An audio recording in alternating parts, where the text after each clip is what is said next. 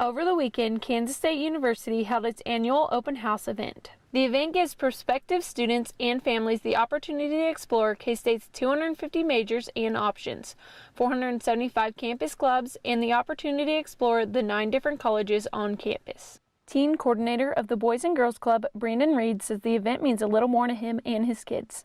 We brought our members out to see the campus, to explore different career options, to see college life and experience it.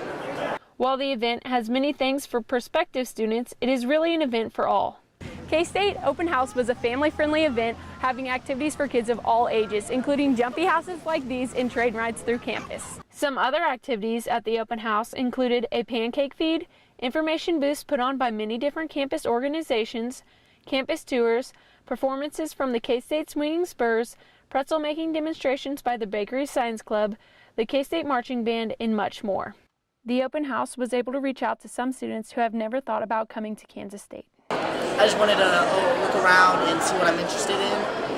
I've really got into anthropology. I want to look in there, and then I'm just here for the scavenger hunt too, see if I can win some things, get a good t-shirt, I don't know.